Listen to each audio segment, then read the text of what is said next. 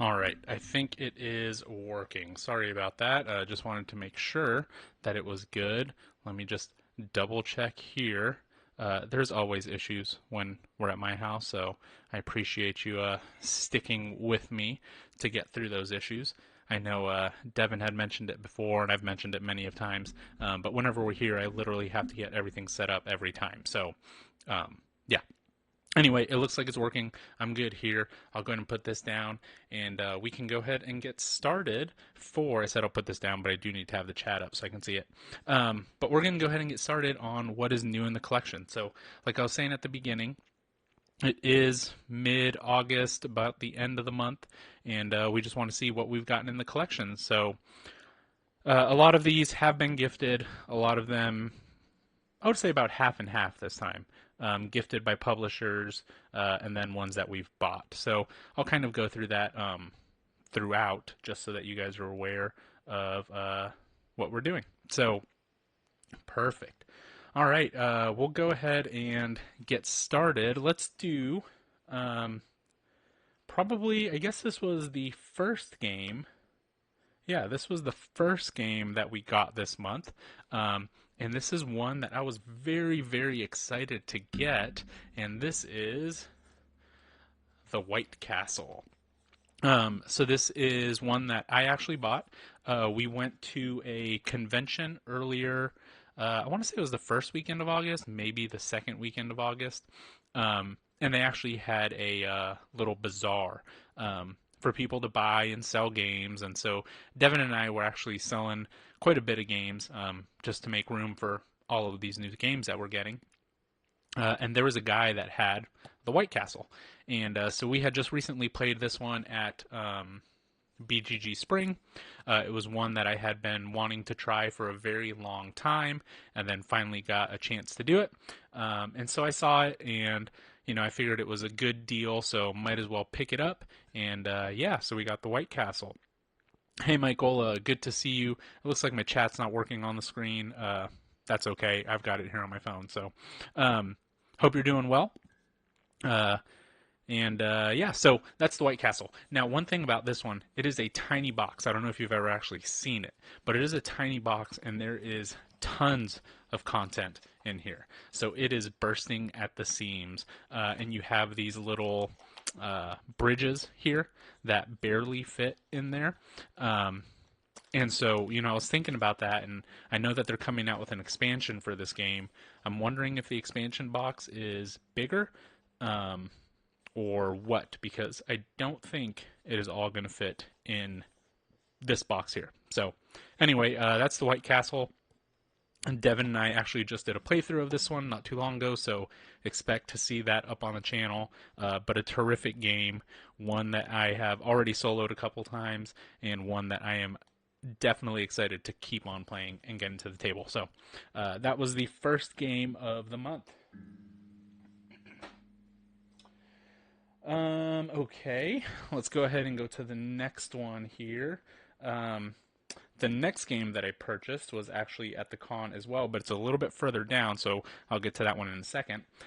Let's go ahead and get to this one here. So this big box, this is Nestlings. This is published by Tangerine Games, and they actually gifted us this game. Nestlings is a dice worker placement, area majority, contract fulfillment, kind of everything game that Devin and I actually got to try out on a tabletop simulator a while before it went onto crowdfunding. So we actually got to play this game with the designer Brandon, and he was just kind of explaining the game to us, telling us about everything that's on there, and so Devin and I were playing, and I believe we played with him because he had told us that it's not that great at 2, or, some things just don't really work at 2. And at the time, they were actually looking to try to incorporate some type of automa for a solo mode, or for, just for the 2-player variant. So Devin and I, being the big Garfield fans that we are, Garfield Games fans that we are, we actually suggested Shem Phillips' name to Brandon, and we said, "Hey, these are the best solo games that we know of, and every solo game that they put out is a banger. So try to reach out to him, see if maybe you can get them to help you."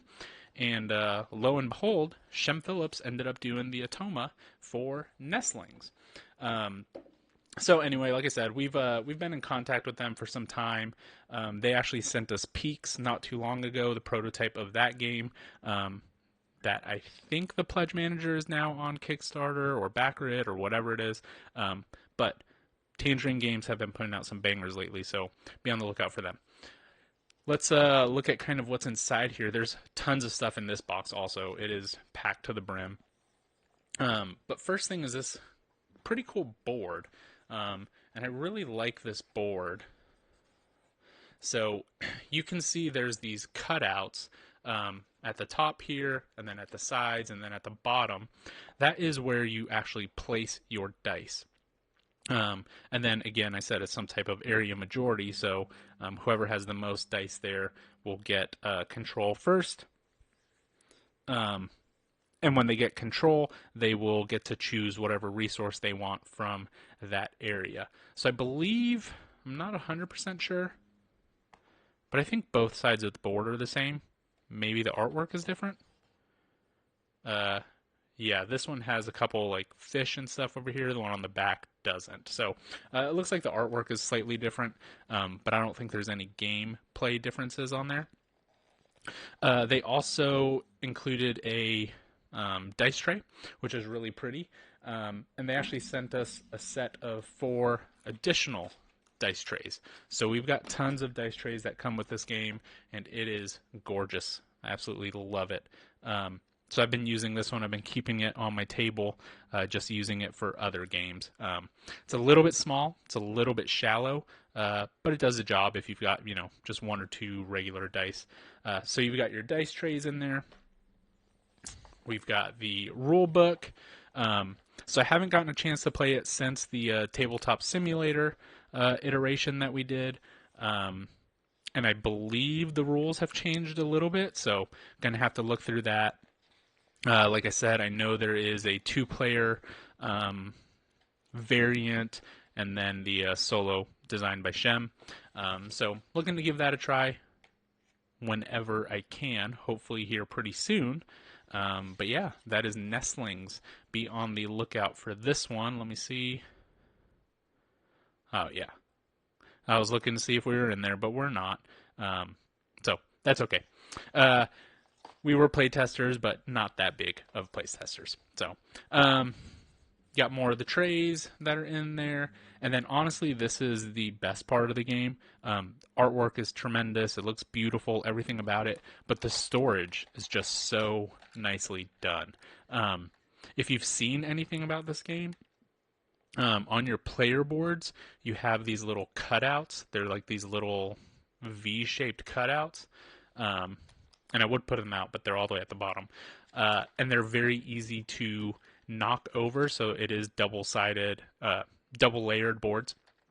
But this just tray is amazing. So you've got this top section, and it's functional. And then underneath it, you've got your actual dice and your minis. Minis is just something that is just extra. You don't need the minis. But you've got these swirled dice. It's just super nice. So this storage compartment is amazing. You've got the top for the these pieces, whatever you call them, the little triangular pieces, and then the bottom for the dice and the minis. And it works, and you can use it during gameplay. You have your minis, and then you've got your bags. So these bags have resources from every single biome. So this is the desert biome, so you just reach in there and then you grab them, and you've got your little tokens. So you've got your wasps, your crickets, and whatever else is in there. So amazing production from the game. I think they had a couple hiccups with shipping stuff out and getting stuff in, but the final product here looks great, looks terrific, and I cannot wait to get this one to the table to play. So that is Nestlings, a game that I've been very excited about for quite some time, and I'm glad that it is finally in our possession. So if you haven't gotten a chance to check it out, definitely recommend you look into it.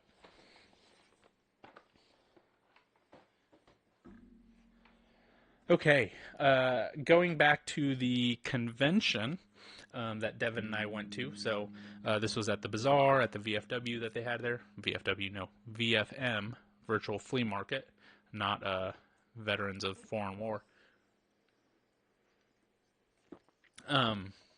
We had a couple games, like I said, we were selling, and Devin had an old copy of Mage Knight, not the Ultimate Edition, but another copy that he was actually selling, because that was when he recognized that he cannot leave games laid out, because he has dogs. So his dogs actually chewed up a couple of the tokens. Game was still 100% playable, so we were selling it for pretty cheap.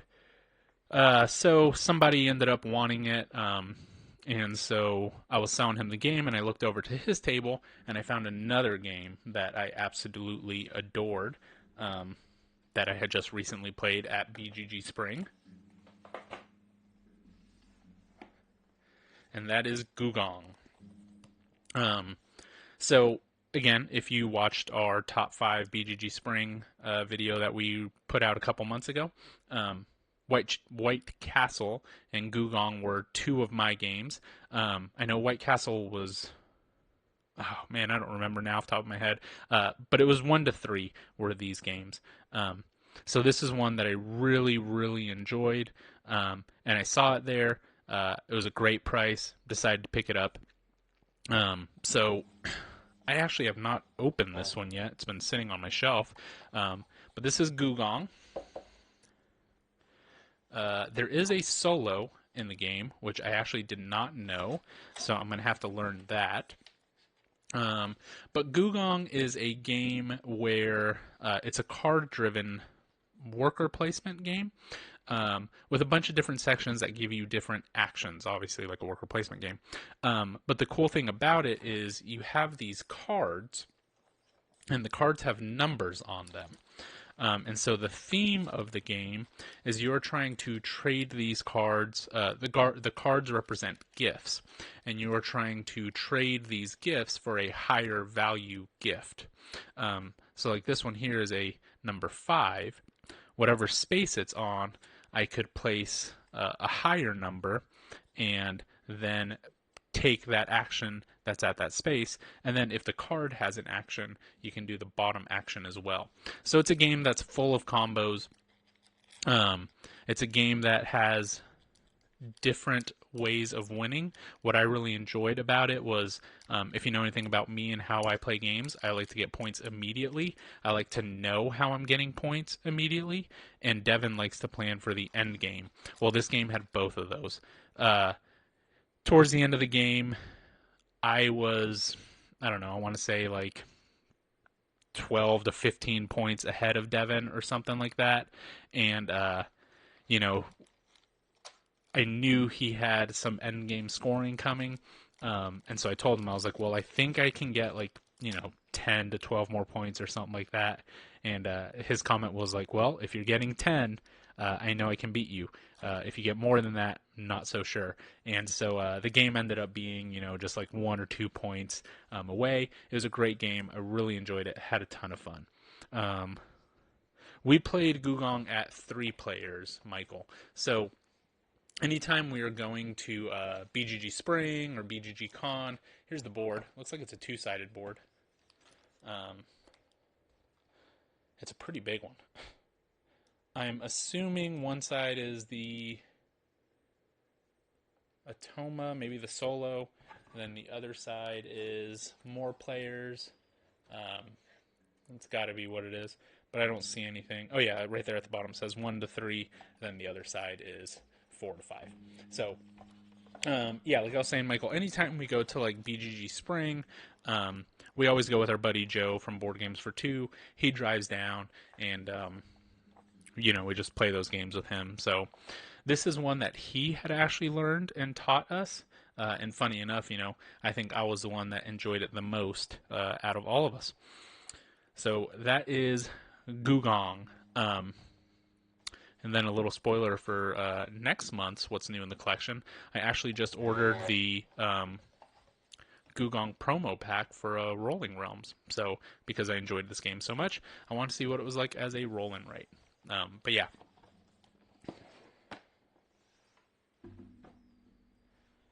Michael, I find, actually, Devin and I and Joe, we've all kind of talked about it.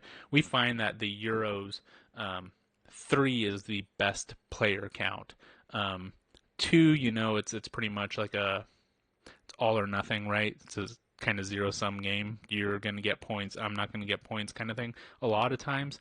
But with 3 players, it adds in that extra element of the board changing and it not just being so direct. So we really do enjoy playing at the 3-player count. So, hey Ian, appreciate you stopping by. I'm glad to hear the Gùgōng Realm is nice. I think you did a playthrough over it on your channel. I believe you did. And if not, then I watched a different one. But I thought it was really cool because it did the mechanic really well of, writing the number above it, a higher number above it, or something like that. So,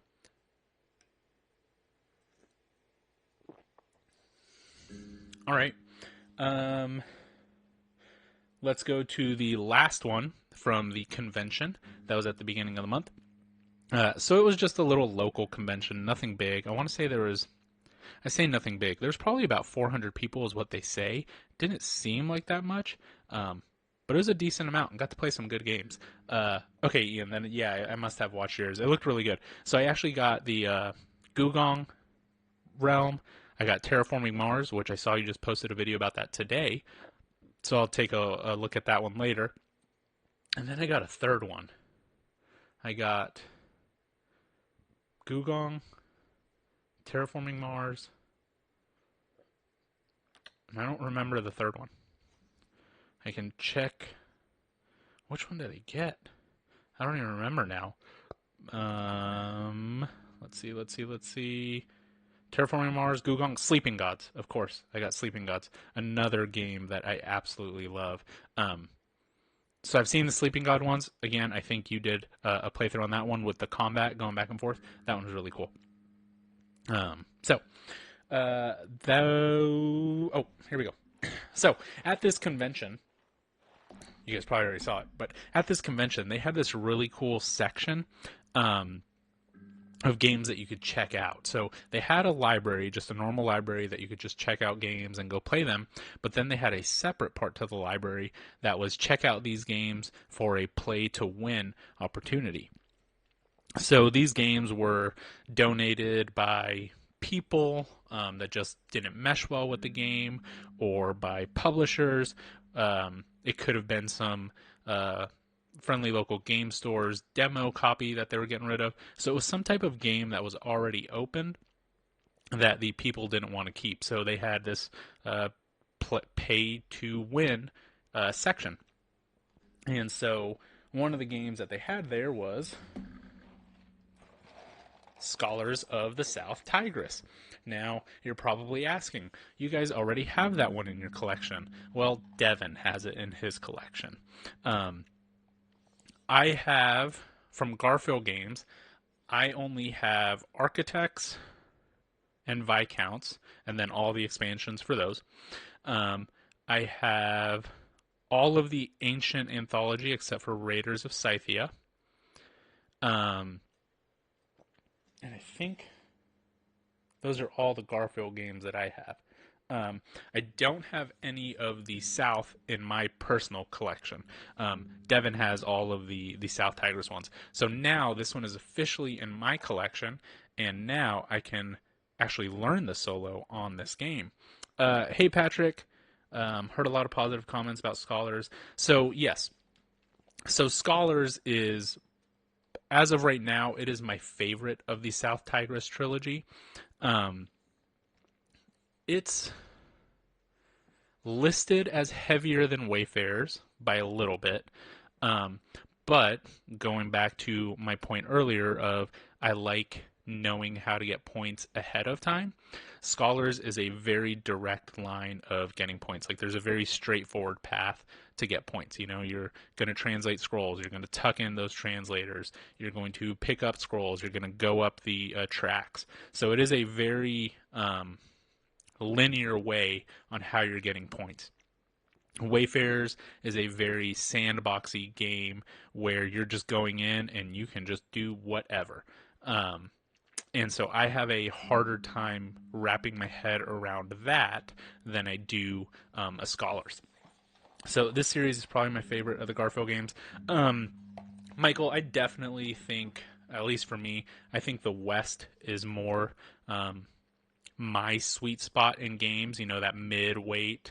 I think Paladins and Viscounts, not that Paladins is a mid-weight game, but those two are the ones that I very much enjoy.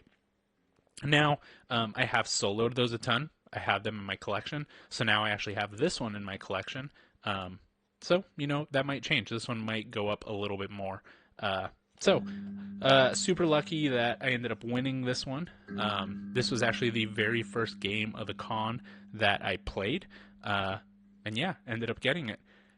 Devin and I actually played, what was that game?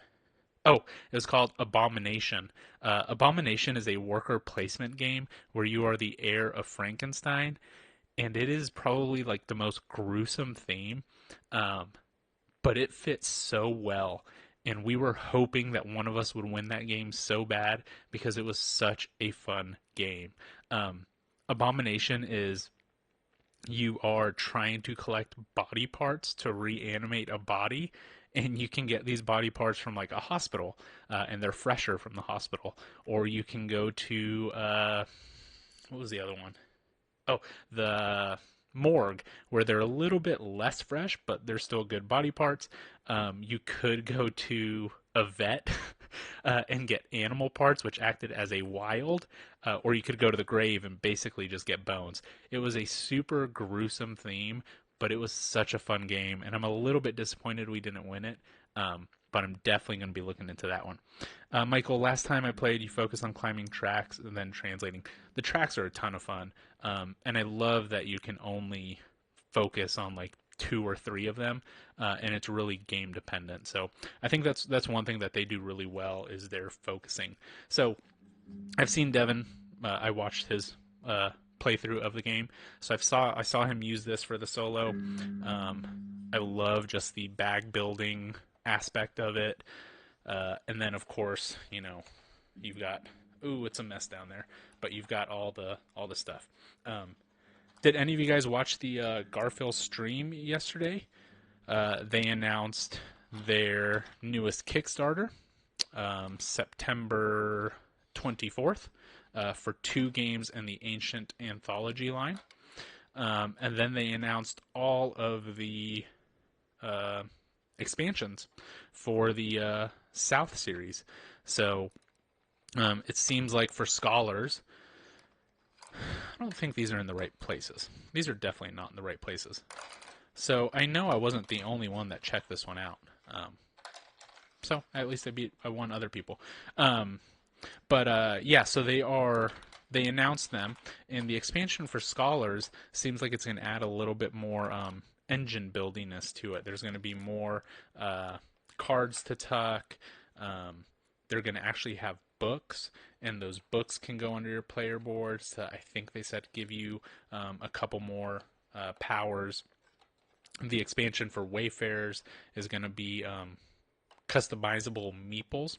So how you can customize your caravan, your dice, you can actually customize the workers and what they do. So that should be a very interesting, sorry, this is going to be a little loud, I'm trying to organize it while I'm talking, but those should be some interesting expansions. Now, I was talking to Devin about it, and we had both wished they would kind of talk a little bit more about their newest games coming out, because they're about a month away. Because honestly, I don't really care about the Inventors expansion just yet, because I've not played Inventors. So, you know, I'm sure whenever that game gets fulfilled, then I'll care about it. But I just wanted to hear about those other ones.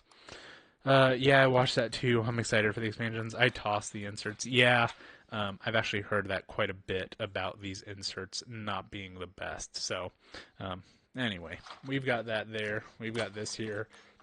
Hopefully that holds at least for a little bit. Hopefully it's not missing anything. So that is Scholars.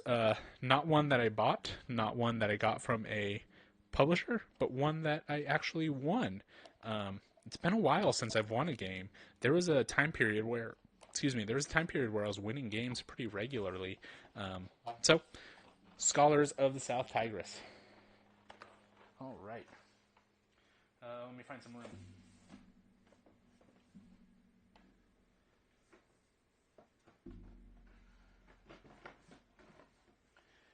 Okay, we've got a couple big ones here. Let's go through this one first. I believe this one weighs 14 pounds. My wife brought it in the house, and she was just like, "What the heck is that?" I knew immediately what it was. So this is Pericle, Gathering Darkness. I am excited to try this one. I do not have a game like this in my collection. I have never played a game like this. I've talked about wanting to dip my toes in the tabletop RPG world. And this is going to be me dipping my toes in there. So this is Pericle Gathering Darkness. Here on the back it says, this is a tabletop game, not a video game. Quests are guided through our Pericle app, which acts as a game master so that everyone at the table can adventure together. The app uses active menu choices, video, soundtracks, narration, artwork to relay a story rich with mystery, faction, tactical combat, and NPCs. Your choices drive the story. So this was gifted by Long Dog Games. Long Dog Games. Funny how it actually, how we got in contact with them was we played a solo, we did our top solo games, that video, and somebody had commented on there and said like, hey, you guys should try out this game, it's terrific. So then the actual designer, I guess, somehow found that, and he reached out to us and said, hey, yeah, I would love for you guys to try it. So here I am trying it. Now, I'm going to go ahead and say it. Devin will never play this game. This is going to be a Paul game, 100%. This is not even leaving my house. Devin doesn't even want to know what is in here, I'm sure, because this does not interest him in the slightest. As you guys know, he does not care about story. He just wants a dry Euro, which this is not. So, inside this box, well, let's talk about Pericle a little bit. This is just your how they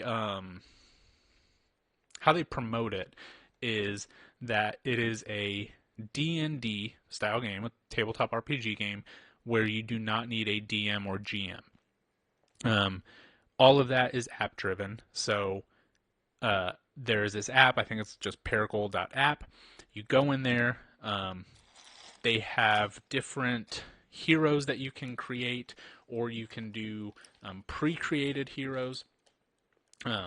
So that is these ones here. You have your pre-created heroes. So you have Sindaro, Varia. Let's see what else. Bearwin, Amira. Right. So you've got all these pre-created ones. And then this last one is Vetter, Eddie. And so in here it's got, I think, 3 different level ups. So it gives you your first one, your second one, and your third one. So as you're gaining XP, you're going through those things. And the app kind of tells you like, oh, you've gained this XP, go ahead and level up your character. We've got these pretty sweet dice. They're just custom dice. And one thing that I really like about these dice is these D4s. They're super sweet. So that is the D4. It's rounded. I don't know if you can see that very well. But that is the D4. If you haven't seen a other D4, this is normally what the D4 will look like, right? It says pyramid shape. Let me get it here. This microphone's in the way. So that is a normal D4, and they're very awkward to roll. So this one, being this kind of rounded thing, seems pretty cool. So, let's see. We have 75 standees, and these standees are double-sided painted or whatever, screen printed. There is actually like a thing on it. I have to peel all those. I don't really want to, but that's the other side. It looks pretty sweet. I might not peel them. I don't know. We'll see how deep I want to get into it. But there's 75 of them, and it's for all your bad guys, right? So there's like some type of orc or troll or something. And then they've got them for all the good guys. Here is part of a kraken tentacles or whatever. I'm assuming a kraken. So all of those standees. There are, your base hexes, your standee hexes. Long Dog Games was kind enough to send me a spells deck and a disciplines deck as well. These are not needed for gameplay, but it helps keep things organized on the table. And then they also sent these health trackers. Again, you don't need it, but it does keep things organized. A couple more tokens. And then the rule books. So this is, I'm going to complain just a little bit. Here's some envelopes. I guess at some point you get envelope 1, 2, 3, 4, 5. Just, like any good legacy campaign, whatever. Some hitting stuff. I'm going to complain a little bit because that is basically all the components. Everything else is just maps. And they are huge. This is probably this has got to be all the weight, right? I mean, this is all the weight.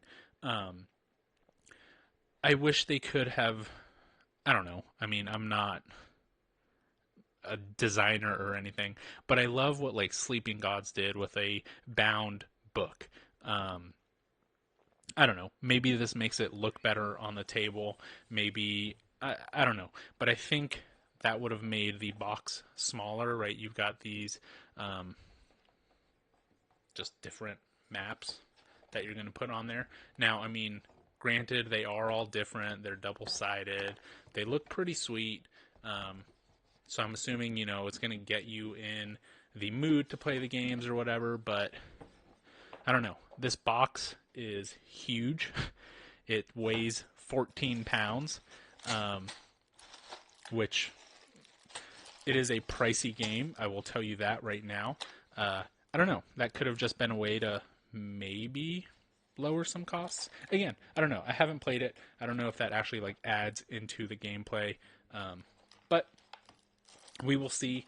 I was saying I want to get Gùgōng to the table or Scholars to the table or something. This game is about to be set up on my table, and it's going to be here for the foreseeable future. Just until I can, kind of play it and see what I think about Pericle Gathering Darkness. So again, dipping my toes into the tabletop RPG world. We have to move this one because I have another giant one. But yeah, Pericle.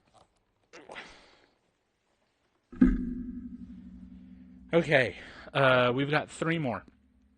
And these last 3 were bought by us in some form or another. Let's go ahead. We'll finish with the good ones. Hey, Dennis, you are late. That is okay. We appreciate you being here. At least it's not me and Devin that are late, like always. So, good to see you. Hope your week is going well. You just missed the gigantic tabletop RPG game. So, Michael, I bet you know a little bit about these. Actually, I know you know a little bit about these, and I'm very excited to play them. So, excuse me. Going back to we've got a bunch of games in our collection. So we are clearing up space. So again, at that convention we went to at the beginning of the month, we were selling some games, and then we just got a giant haul. I think I told you all about it in the last month. That video will actually be coming out soon. And in that haul, there was a bunch of duplicates of games that we had, and then just a bunch of games that we're not playing anymore. So we decided to clear our collections a little bit and do a pretty big cull. Well, as I was listing all my games, I came up on another guy that was selling a bunch of games for a very good price. Pericle seems like something a group would like. Let's touch on that real quick. So I agree with that, but I think the whole kind of point, or at least how it was advertised, is it's for people that can't necessarily find a group to play with. I think I could possibly convince my wife to play the game, but I can't convince her to play it for 20 hours. We played 17-hour campaign of Sleeping Gods Distant Skies, and that took us a solid, I want to say at least 3 months, and that was one that she actually very much enjoyed. Pericle, I don't foresee her liking as much, just the theme. The reason she likes Sleeping Gods so much is because she absolutely loves Red Raven games. So this one, not so much. Devin, like I mentioned, he will never play this with me. I just know that. So the only person in my life that probably would play this would be Joe from Board Games for Two. But he lives in Oklahoma, and whenever we see each other, it's generally with Devin as well. So we're playing other games. So, all right. Excuse me. Going back to the other couple games. So this guy was selling some games from his collection, and the first one that caught my eye was Underwater Cities. This is the Vladimir Suchy game. I want to say it was 2020. So if you don't know anything about Vladimir Suchy, actually it says 2018 on here. I don't know when it was released, but if you know anything about Vladimir Suchy, is he generally puts out one big game per year. So last year's was Evacuation. He put out Underwater Cities. He has put out, what are the Shipyards was another one. He just puts out like one big game a year. So I actually heard about this game a long time ago when I was first kind of getting into the hobby, and somebody had said it's in a way sort of like Terraforming Mars. I don't know if that's true. They might have just said that. And at the time, and still to this day, Terraforming Mars is one of my favorite games of all time. And this one just looks super cool. The components in it look awesome. You have these, I'll show you guys here in a second, but you have these kind of like little bubble top things. I don't see them in the rulebook, but I'm assuming it's just kind of like your city that you're building, and it's got the oxygen in there. So let's see. It says, the Earth is overpopulated. The colonization of Mars is always 4 decades away. Only one avenue is open for human expansion, the world under the sea. That's funny, because he did Evacuation, and that is the Earth is overpopulated as well. So I wonder if he really thinks that.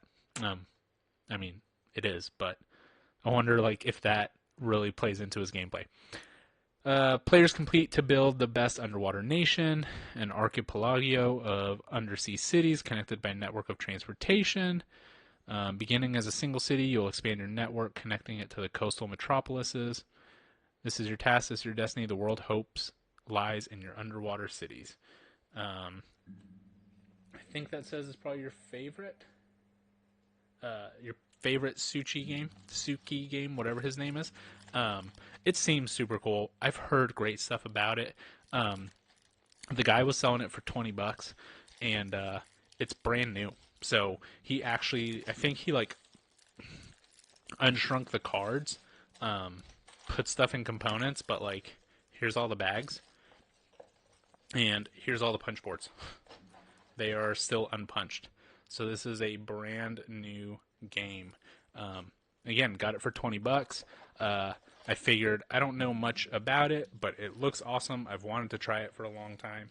I can spend $20 on it. So these are the little domes that I was talking about that go on top of your city. And then you've got your cards. UC is not really like Terraforming Mars, but huh, interesting. What would you compare it to, Michael? So here, I'm assuming it's probably because like there's these action cards and stuff, right? So like you may pay 1 credit to immediately perform the action in any available slot. So I'm assuming it's some type of card-driven game where you can just do the actions and the cards. So, whatever. He is a very reputable designer. Heard great things about it. $20, more than happy to spend that. So yeah, that is Underwater Cities. Very excited to play that one. And this next one, I'm excited to have it in the collection. But this is definitely a game that I saw, and my immediate thought was, I'm buying that for Devin. I don't need it in my collection. This is a game for Devin. You guys have heard him talking about it in our top 5 for BGG. This is Fields of Arle. Same guy that was selling Underwater Cities was selling Fields of Arle, and he was just getting rid of it. I think he was asking 30 for this one, maybe 25, something like that. But I told him, I was like, hey, give me Fields of Arle and Underwater Cities for $20. And he was just like, done. Not a problem. We met that day and got Fields of Arle. So, excuse me. If you haven't heard Devin talk about this game, this is the ultimate sandbox by his words. Although I was reading about it on BGG and some people are saying no, Feast for Odin is way more. But I don't know. But on this one, I guess this is based on his upbringing. I guess he lived in Arle, or his parents lived in Arle or something. I'm not sure, but basically there is members in your family, and you are changing from season to season, and you can only do some actions in this season or actions in this season. And they kind of build upon each other, and you have to use buildings and all that kind of stuff. It is a farm simulator. It is a UE game. So, Michael, I did read about the expansion. I think it's Tea and Trades. People are saying that that is a very, very good expansion to this one. So, talking to that guy again, I don't know exactly why he was getting rid of it. The expansion from Fields of Arle is hard to get. I finally got a copy of it before it sold out. It has production and table build, so I can see the comparison. Yeah. Let me do it like this. There we go. Yeah. Oh, for Terraforming Mars and Underwater Cities, yeah. Yeah, I think it's just, any Tableau building or whatever and building out the city. Patrick, yeah, I was reading about the expansion. I've heard it's great. But anyway, so you've got your cow meeples, your black ones, your sheep. Yeah. So actually, Michael, it was $40 for Underwater City and Field of Arle, so I got a steal on it. And then, like I said, I surprised Devin. I drove to his house that day to pick up something, and I was like, "Hey, close your eyes." I was like, "Here you go. This is for you." And he was just shocked because he said he's been looking for one and hasn't been able to find it, and I just found it on a whim. But I kept it here to kind of show it off a little bit. And cool thing about this one too. It is brand new. You've got the stickers for your meeples or whatever it is, and all the punch boards still unpunched. So I don't know if I want to unpunch this one. I might just let Devin do that.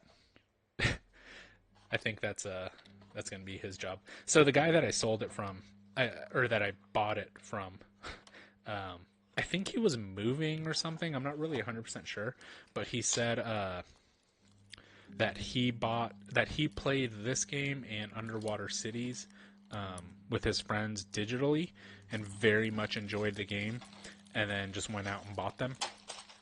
And then I guess he realized that playing the games digitally were easier with that group of people that he had, so he never actually played the hard copies of the game, or the physical copies of the game. But yeah, that is Fields of Arle. Definitely do a playthrough of this game, future video. Yeah, I guarantee you Devin will do one of these ones. I could probably convince him to do it next week. He loves that game. Okay, and finally, we have, if you saw our short today, you know this last game.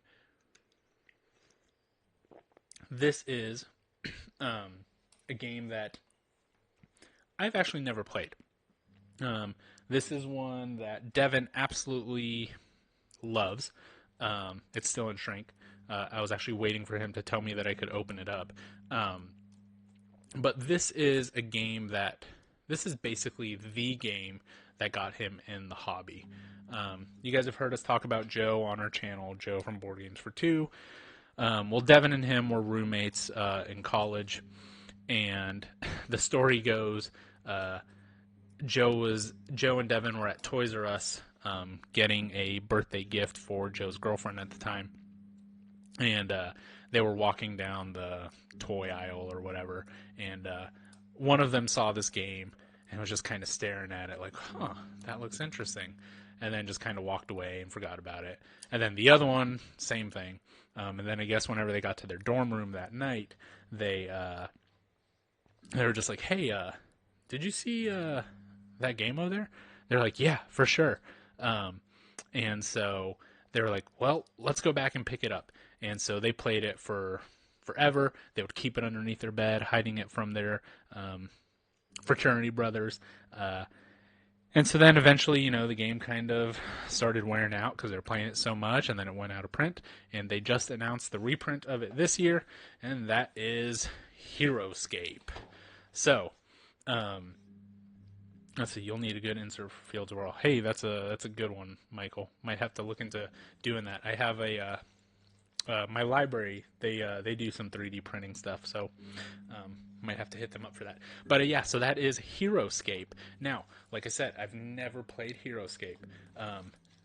Devin has talked it up so much. I am very excited to play it.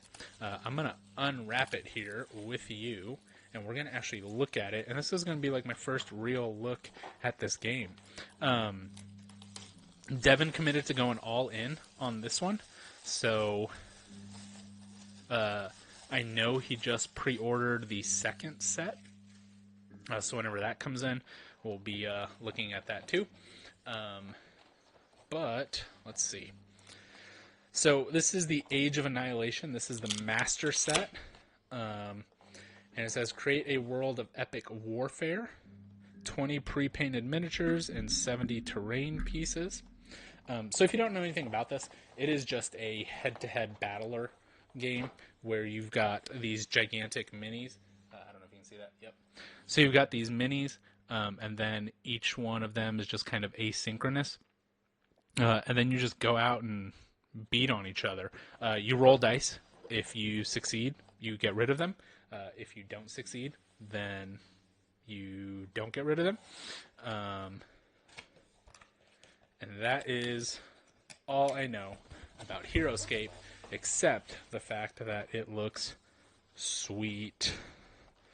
Oh, let me see if I can open this up.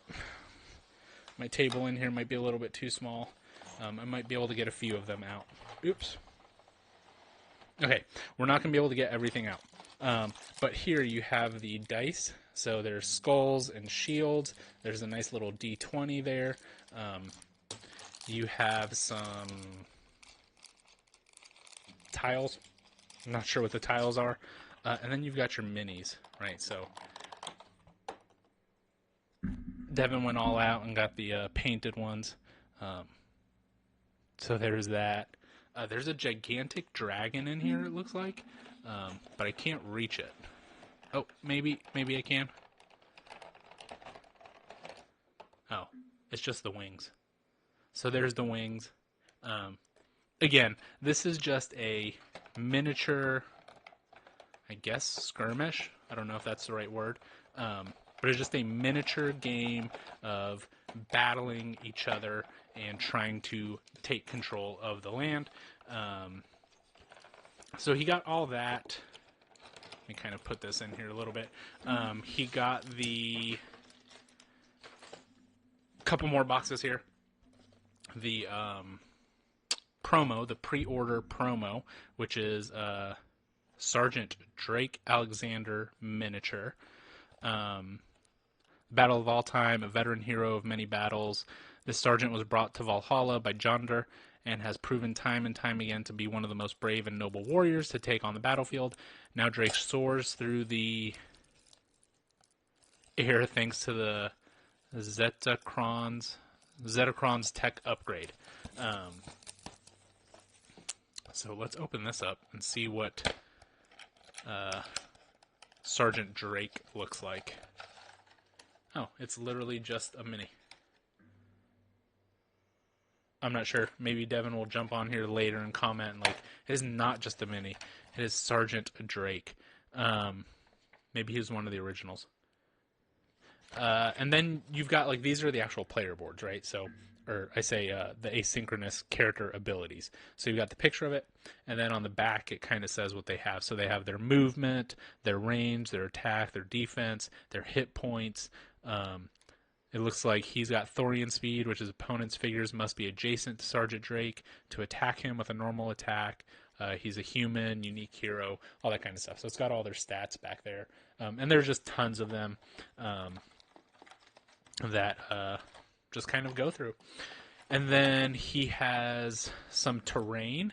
So the game is just a bunch of different hexes, and you can just make basically any map that you want. And these maps they can be like multi-layered, so your hit points or your attacks are different if like you're higher or if you're lower.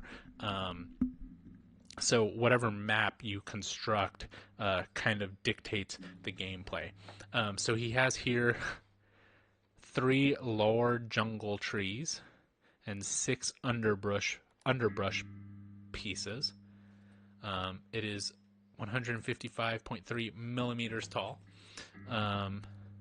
Nestled at the edge of Valhalla, this is the jungle. A grove of dense foliage stands. Its greenery inviting yet foreboding. So yeah, it's just more terrain. And then we've got this one, which is the Battle for the Wellspring. Premium painted edition, includes prepaid amenities, includes a water spring tiles. So this is what I was saying. So you have like these different maps on there, and they've got different levels, right? So there's that giant creature with the wings. You've got your trees on the sides, and so you've got the people, just kind of going in there and destroying. So the Wellsprings is a resource long warred over by the powerful Valkyrie. Upon the discovery of a wellspring, the spark of the battle is sure to follow. Only an unlike group of scouts. So that is all of Heroscape. And like I said, he went all in, so be expecting the second master box whenever that releases. And then be expecting some type of Heroscape content. We've talked about maybe doing something of me like learning the game, or something about building maps. Not 100% sure what we're going to be doing with this yet. But like I said, this is a game that is near and dear to Devin, so we probably will be doing some of that content in our channel. And it's just a very basic dice chucker. So not tons of strategy. Of course, there is some, but not tons of strategy. And just a good time playing 30 to 60 minutes. That is it. That is all. Excuse me. That is all of the new games in our collection for the month of August. Let's see. I am most excited for the White Castle, which I've already played, I want to say 2 or 3 times. I am excited for Nestlings, for sure. Very excited to learn that solo mode. And and underwater cities. Those are probably the three that I am like chomping at the bit to get into. I think Pericle is going to be a very cool experience. I'm excited to kind of dive into that world and see if it's something that I actually want to explore a little bit more. So I know Michael and Patrick, you guys have already said, or you guys have been talking about uh, Fields of Arle. So we will try to get some content out for that as soon as we can. Again, I know Devin will be more than happy to play that game. So that is basically it. Devin will be live on Wednesday playing. What is he playing? Ooh, he will not be live this Wednesday. I take that back. Do not quote me on that. Devin will not be here on Wednesday. He is at a work event. So, no Wednesday live stream for him, but we will be back on Friday with an Age Contrived. Should be good. I'm excited for that one. It's just kind of a worker placement-ish game where you have these energy tokens that you're trying to send out and just kind of claim up space on the board. And then this Saturday, we're actually meeting up with Joe in Oklahoma. We're going to be playing for our kind of monthly meetup. We're playing Age of Comics. We are playing Millennium Blades, which I'm very excited for. And then we are finally playing my copy of Sulkin, which I got a long time ago, and we have not played it yet. So I take that we have played it. We have not played my copy of Sulkin. So I'm very excited to do that this weekend. Other than that, that is all I have. Thank you guys for being here. Pat, Michael, Dennis, Ian. Appreciate you guys always kind of jumping in and keeping the chat active. It really does help push our channel out there. So we do appreciate that. And then hope to see you guys on Friday. And other than that, that is all I have. As always, remember, like, comment, subscribe. All that stuff really does help us. It helps our channel grow. Until next time, see y'all later.